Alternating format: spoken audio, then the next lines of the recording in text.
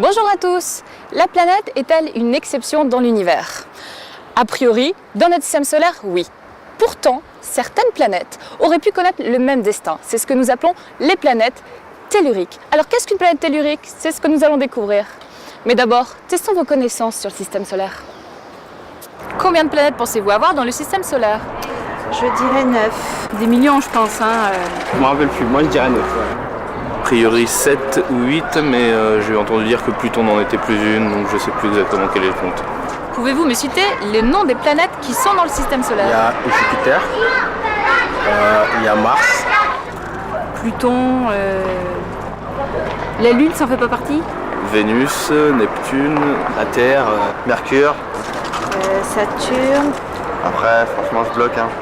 C'est pas gagné tout ça. En attendant, moi je vous propose un petit récapitulatif de la constitution de notre système solaire.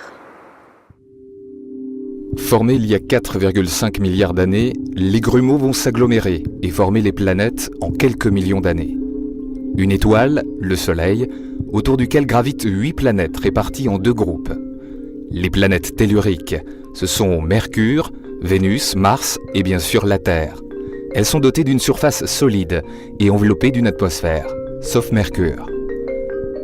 Les planètes géantes gazeuses, ce sont Jupiter, Saturne, Uranus et Neptune. L'atmosphère est tellement épaisse que le noyau solide est inaccessible. Autour de certaines planètes peuvent graviter un ou plusieurs satellites naturels, comme par exemple la Lune.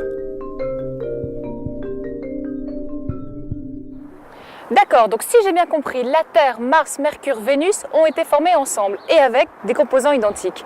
Pourrait-on envisager y vivre un jour? Sont-elles semblables pour autant? Voici les résultats de notre enquête. Mercure, pas d'atmosphère, température moins 220 à 430 degrés Celsius. Vénus, plus de 450 degrés, de jour comme de nuit. Sur Mars, la température dépasse les 0 degrés l'après-midi, mais descend à moins 90 degrés la nuit. Sur Terre, la température permet la présence d'eau liquide. On va peut-être rester sur Terre alors. Les planètes telluriques sont nées avec exactement les mêmes composants. Pourtant, elles ont subi au fur et à mesure des années des destins complètement différents. Mercure, perte de l'atmosphère.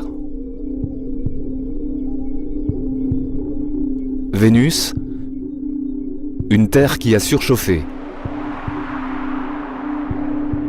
Mars, après un bon départ, un désert froid et sec.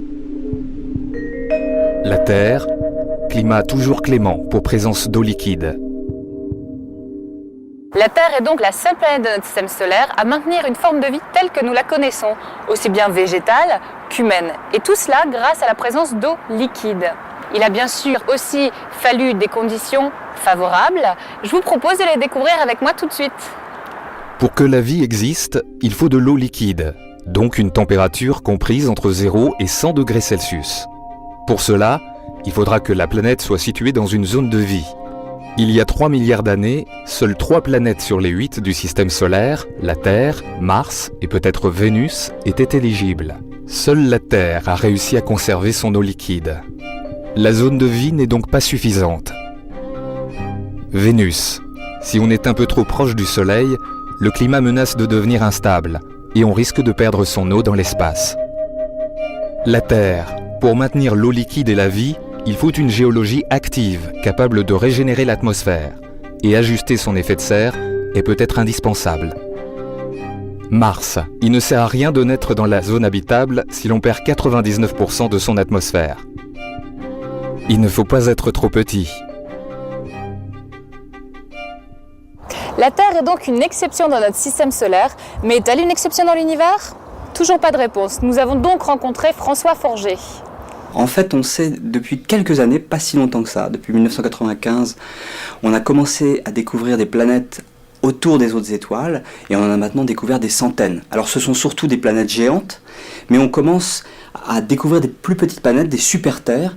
Très bientôt, on va pouvoir découvrir des terres et en fait, si on analyse toutes ces observations, on se rend compte que il est très probable qu'autour de presque toutes les étoiles, il y ait des planètes, des petites planètes telluriques un peu comme la Terre, et très probablement un très grand nombre d'étoiles où il y aura des planètes qui seront à la bonne distance, où probablement les températures seront bonnes. Alors ça rend quelque part optimiste sur la possibilité d'une autre vie ailleurs, d'une autre Terre. Par contre, on a un problème, c'est qu'on se rend compte que la Terre est très particulière. Tout son climat a été stabilisé par un mécanisme géologique qu'on appelle la tectonique des plaques. On se rend compte que la Lune a stabilisé le climat. On se rend compte qu'elle est dans un système solaire, un système stellaire, on va dire, très particulier, où toutes les orbites sont très circulaires. Or, les autres systèmes planétaires qu'on a observés sont pas comme ça. Il y a beaucoup de planètes géantes qui sont là où est la Terre, des planètes géantes qui ont des orbites extrêmement excentriques qui auraient détruit la Terre. Alors, on se pose la question de savoir si, d'accord, il y a beaucoup de planètes, mais est-ce qu'une planète qui aurait toujours eu depuis des milliards d'années un climat très stable avec de l'eau liquide, est-ce que ça, c'est pas exceptionnel? Et c'est la question qu'on se pose et on n'a pas encore la réponse. Et voilà, il est temps maintenant de nous quitter. Je vous laisse profiter agréablement et sainement du bonheur de notre planète, parce qu'apparemment, c'est pas si facile à trouver. Au revoir.